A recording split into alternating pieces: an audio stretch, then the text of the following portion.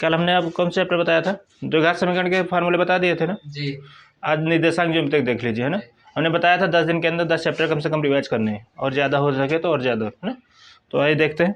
इसमें देखिए, ध्यान दीजिए, मूल बिंदु क्या होते हैं, कुछ फार्मूले, इसको पहले समझ लीजिए, है ना। हर चैप्टर के आप लोग फार्मूले रिवाइज करके जाइएगा। 10-10, 15-15 मिनट के ज़्यादा हम वीडियो बनाते नहीं, इनको देख के जाइएगा पेपर के समय। देखिए, पहला नंबर, मूल बिंदु क्या होते हैं? 0 0। हाँ, मूल बिंदु, सबसे पहले मूल बिंदु तो मालूम है आपको।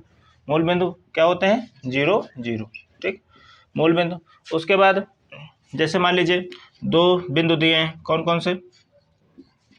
x1 x1 y1 x2 y2, है ना। इनके बीच की दूरी का फार्मूला क्या होता है? d बराबर अंडर रूट। बीच की दूरी d बराबर क्या होता है? अंडर रूट, है ना। x2 माइनस x1 का whole square plus y2 minus y1 का होल स्क्वायर, ये फार्मूला होता है, ठीक है ना। 2 फार्मूले मालूम हो गए, मूल बिंदु 0 0 मालूम हो गया, बीच की दूरी का फार्मूला पता हो गया, है ना। उसके बाद आ जाइए, कौन सा अगला क्या बता दें? अगला देखिए, जैसे मान लीजिए बिंदु दिए हैं और उनको एक रेशियो में काटा जा रहा है, ठीक है। तो उसका क्या हो जाए? कैपिटल X कैपिटल Y निकालने के लिए, है मालूम है ना। यहाँ देखिए, तीसरा नंबर, बिंदु दिए हैं कौन कौन से? मान लीजिए एक रेखा है, उसको m अनुपात n में विभाजित करते हैं बिंदु, है ना। तो मान लीजिए ये है, ये कोई रेखा है, इसको m और n में रेशियो में विभाजित करता है, और इधर x1 y1 x2 y2, है। तो कैपिटल X बराबर क्या होता है मालूम है? कैपिटल X बराबर m1, है ना।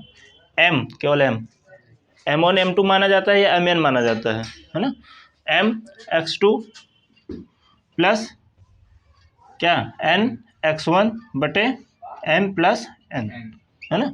नई बुकों में इसको क्या माना गया है? m1 m2 माना गया है, m1 m2 माना गया है, ठीक, कंफ्यूज मत होइएगा, है ना। बात समझ रही। और कैपिटल Y बराबर क्या हो जाएगा? कैपिटल Y बराबर my2 प्लस n y1 बटे m प्लस n, ठीक। ये फार्मूले हो गए। आगे देख लीजिए, मान लीजिए कोई रेखाखंड है, क्या है? चौथा देख लीजिए, कोई रेखाखंड है, ये मान लीजिए रेखाखंड है, और इसके मध्यबिंदु के निर्देशांक तुमको निकालने हैं। किसके? मध्यबिंदु के।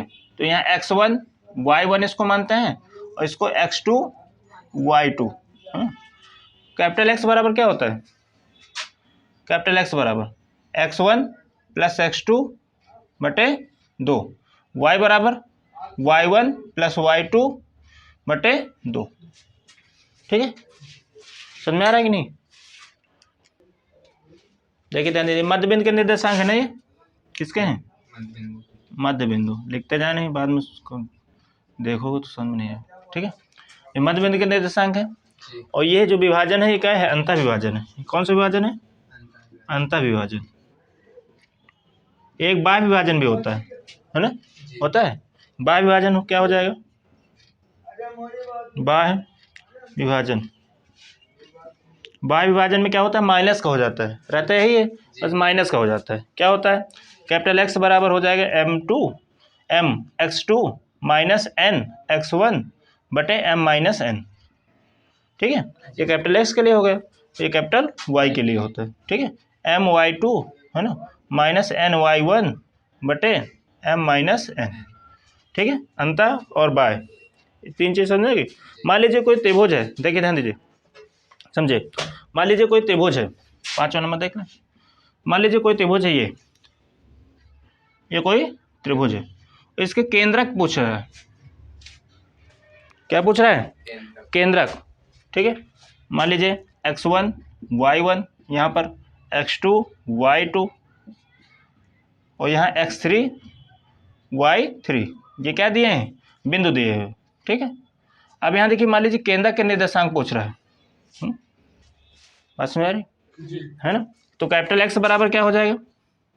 x1 plus x2 plus x3 बटे 3, 3 है ना, है ना।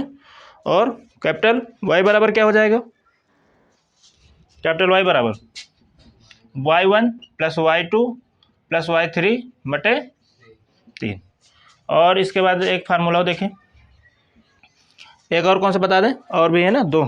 देखिए ध्यान दीजिए, त्रिभुज का क्षेत्रफल मालूम होता है, मालूम है आप लोगों को त्रिभुज का क्षेत्रफल क्या होता है?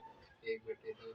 हाँ, त्रिभुज का क्षेत्रफल बराबर देखें, त्रिभुज का क्षेत्रफल बराबर 1/2 है ना, x1 y2 minus y3 plus x2 है ना, y3 minus y1 y1 plus x3 y1 minus y2।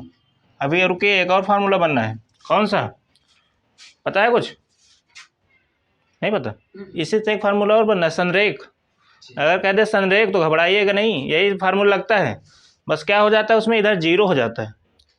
कैसे? मान लो अगर यहाँ त्रिभुज क्षेत्रफल इसको जीरो मान लें तो 1/2 है, इधर क्या आ जाएगा, जीरो हो जाएगा ना। तो संरेख के लिए क्या होता है, संरेख के लिए, संरेख के लिए, संरेख के लिए दिख रहा है ना, संरेख के लिए क्या होता है, यहाँ इधर जीरो मान लेते हैं, पूरा बता दें है ना, इधर जीरो मान लो बराबर 1/2, 1/2 यहाँ क्या हो जाएगा, x1 y2 minus y3 plus x2 यहाँ क्या हो जाएगा, y3 माइनस y1 और प्लस x3 यहाँ क्या हो जाएगा, y1 माइनस y2। ठीक है, यही फार्मूला बताया था हमने, इधर जीरो रख दिया। अब ये 1/2, ये 2/2 इधर आए गुणे में, और जीरो में किसी संख्या गुणा करते हैं तो क्या हो जाता है, जीरो, काम खत्म। तो संरेख के लिए क्या हो जाएगा, जीरो बराबर यहाँ x1 है ना, y2 minus y3 plus x2 फिर y3 minus y1 plus x3 क्या हो जाएगा, y1 माइनस y2। समझ में आया? बस इतना फार्मूला है, क्लियर हुआ?